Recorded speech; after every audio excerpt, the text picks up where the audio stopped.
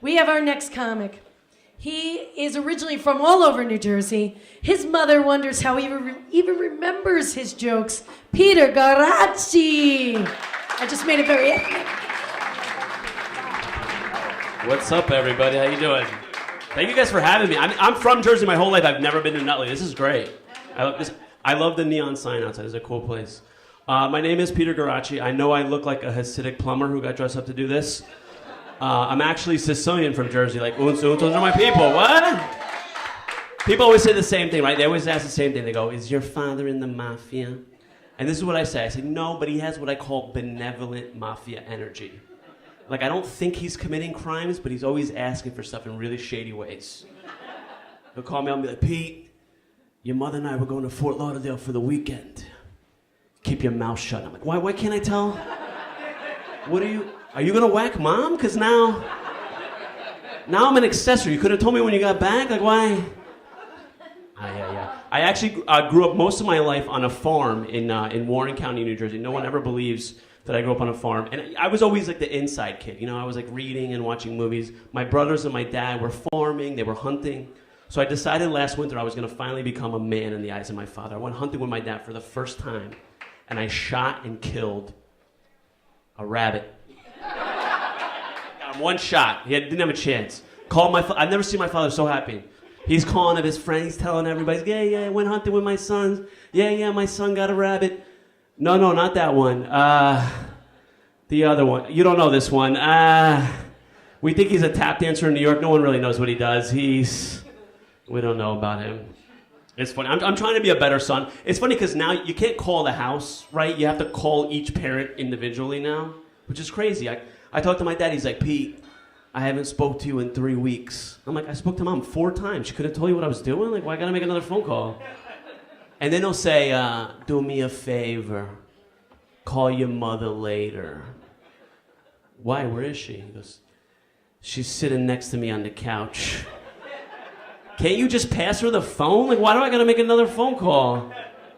My mom is funny. My mom's a trip. My mom is a genius when it comes to her kids. She just doesn't understand how anything else in the world works. You know what I'm saying? Like, she asked me if I take Uber to get home. Like, every time, I live in New York City now, I have to explain to her every single time that there's a train system that will get me home. Like, it blows her mind. But a genius when it comes to her kids. Like, I was having this pain in my leg. I was going to doctors, getting MRIs. They couldn't figure out what was wrong for the longest time. I went home and I saw my mom and I told her, and she goes, oh, that runs in our family. Drink tonic and eat a banana. Immediately went away. Like, unbelievable. Like, what else does this woman know? I should have listened to her the whole time. I haven't listened to anything she said. So, I mean, this is why it boggles my mind, because this is the same person who my entire childhood thought the word twat meant butt. So she'd come home, me and my brothers would be laying on the couches, book bags everywhere, sneakers, TV. I'd be like, guys, could you clean up a little bit? Could you put your sneakers in the closet? I've been busting my twat all day at work. Sitting there eating potato chips going, I don't think that means what she thinks it means. She's very mothering. You know, I'm an adult. She's still very mothering. She's like, oh, you're going to wear a light jacket today? You don't have a heavy coat? You're going to freeze your twat off all night. I'm like, Mom, it's my twat. I'll do whatever I want. I'm tired of being told what to do. I spend a lot of time as a restaurant manager, as a job, and it's not the best job for me because I got a face that gives away that I don't give a shit about your problems. And that's really what people are looking for from the manager. That's literally the only thing. Give it up for the staff here, by the way. They're working really hard to get you guys everything. I can't, even from my chair, I manage from my chair. But I manage in Manhattan a lot. There's very demanding people. I'll never forget, these women called me over like this. This means servant, come here. And this woman goes, I'm hot, and my friend is cold. What are you gonna do about it? And I'm like, I don't know, wait for your medication to kick in? Like, why is this my problem? It's almost 7 o'clock. Shouldn't the Xanax be making your face go soft? I don't know what. We'll put the sauce on the side, lady. What do you want from me? This one, I do have some fun with it. This one woman, I'll never forget her for as long as I live. She asked me for chamomile, and it took me 20 minutes to realize that she was ordering chamomile tea. Like, here's the thing, that this woman orders chamomile like a boss. Like, she's going around New York City and she's getting chamomile Everywhere. You think her friends would be like, Susan, try this. Oh my God, it tastes just like chamomile. You know, we call it chamomile the whole time. Where have you been? Like, she just... like, that kind of confidence is just beautiful. I love that kind of confidence. I feel like I'm getting older. Like, I'm feeling it in my body. I don't have the same stamina on the dance floor as I used to. You know, I used to break it down on the dance floor like you wouldn't believe. But now I'm like, man, Billie Jean, is a long song. It takes a long time. I used to, like, just go out to, like, dancing in the city, and, like, other dudes would try to step to me, like, in the Beat It video. Like, I swear this happened. Like, I would have dance-offs on the dance floor. I'm just minding my own business. Other guys are trying to win. I beat them every fucking time. I beat every one of these guys. But I'll never forget, one time I was at a place, and it was, like, not a nice place. The floor was, like, really wet with beer. And I'm doing my little dance-off, and I slipped. And I went flying. My feet went up. I went flying back, landed on my back, and my feet went up into the air. And I felt my foot hit something. And I got up, and I turned around. And a short girl was holding her throat. I kicked her in the throat during a dance-off. I went over, I'm like, I'm so sorry. Like, I'm mortified. I can't believe this happened. She's like, no, it's okay, it's okay. And then I went over back to my friends, and then her boyfriend came over and was like, hey, man, you know you kicked my girlfriend in the throat. Like, that's my impersonation of all other guys. They're just like, kind of, hey, man, you know you kicked my girlfriend in the throat. And I was like, listen, buddy, like, I'm so sorry. You saw me apologize, or I would do anything I could to take it back. And then I thought of something. I went over there. I was like, you know what you got to do? Drink a little chamomile. That'll take the tickle right out of the throat. Really, really good for throat kicks. Anybody dating in here? Nobody's dating. Everybody's like paired off, or you sworn off relationships. Is that what's happening? I broke up with my girlfriend a year and a half ago, so I'm trying to figure it out. And I don't know like the rules now. Like apparently you're not allowed to call girls on the phone anymore. Have you guys heard this? I told my female friend that I called a girl on the phone. She goes, "Oh my God, I don't know what I would do if a guy called me on the phone." How about you answer the phone, you psycho? Like, what are we talking about? That's like saying, I don't know what I would do if I found a baby in the snow. Like, rescue the baby. Why is this so hard? Why do we need the internet to teach us how to be human beings again? Like, I don't understand what the rules are. I like calling. Guys, remember with like the challenge and like the planning of the phone call?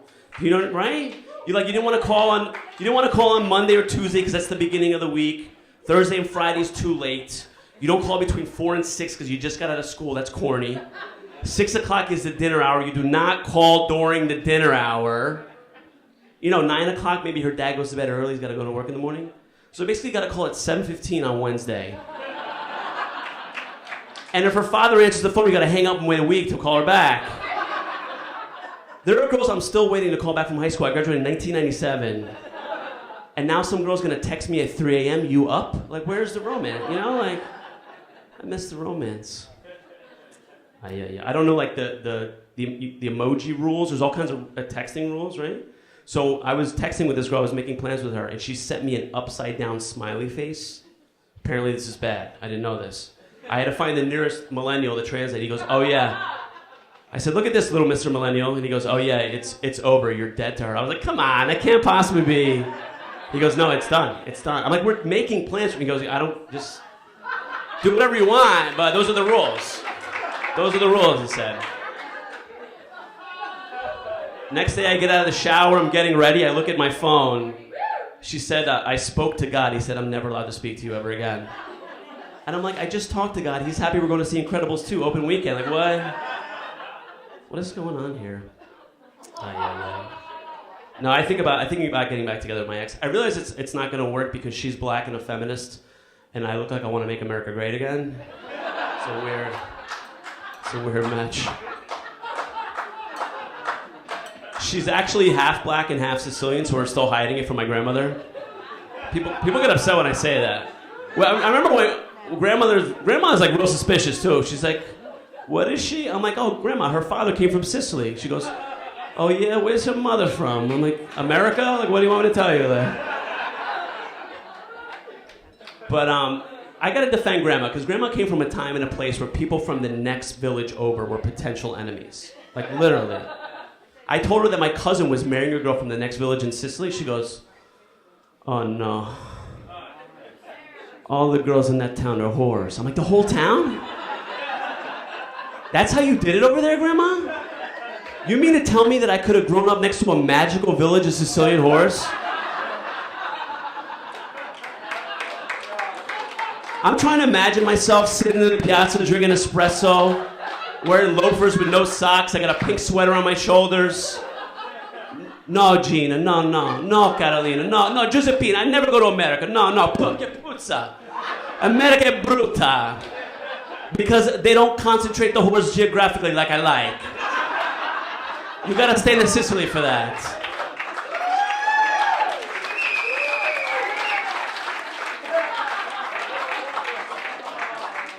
And instead we moved next to the Newark airport. This is your fault, Grandma. I blame you for this shit.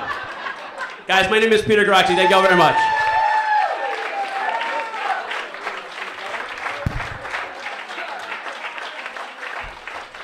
All right, Peter Guarraci, everybody. I'm feeling like I have to say it extra Italian. Guarraci.